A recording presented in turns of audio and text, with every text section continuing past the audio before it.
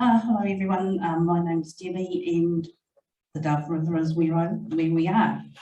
So if you could roll that just through to our slide. So we're quite lucky in the fact that we're not a terribly big catchment, and we're under the one, the collective. So we're actually able to do a lot of our work without having to bother with all of the book work and the planning and what have you. We did hold a little get together, and it came through very strongly that they wanted to be a doing group and not a meeting group. So we did exactly that. We started with collecting seeds and finding pots, and I mean we just put little messages out in the local newsletter and just asked the people if they had pots. One shed had over 1,000 pots, so we were quite lucky. We're very well supported, as everyone has said, by the Land Care Trust and other entities. We can actually sort of go to them for information, or we can actually go to them for sort of what could we do here, or we have been exceptionally lucky. We've had Annette invite us to a little potting up day where we went and managed to get some of the plants that have been raised by the school children and the Motueka and those sort of things, and they've been needed to be put into little pots. So we got those. We got about 300 of those at that stage. And then while we were there, Annette said to us, "Oh, we actually have some manukau available. Would you be interested in it?" And we said, yes, of course we would be. So we ended up getting about 1,600 manukau just donated from a nursery that was thinking they were going to have to compost those manukau. So we took them and we managed to distribute them sort of through the creek, through the Dove River. Our river is very highly constructed.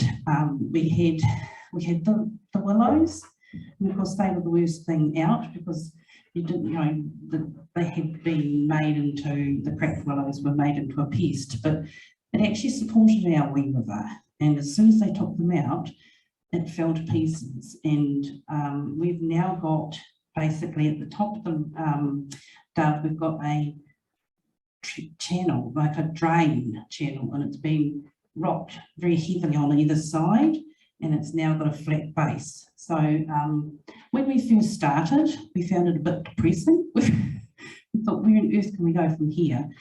So we kind of took a step back and asked people who had little patches of land that they wanted plants for.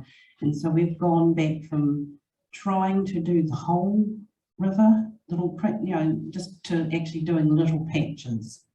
So Bill, who runs the wee nursery, he and it said to us when we got these trees, "Oh, you really need a little shade house." So Bill took that to heart, and he went and found some standards, and he went and found some black polythene that people had laying on their farms. He managed to get some bits of shade cloth, and he just built that within sort of a couple of days. It cost him nothing.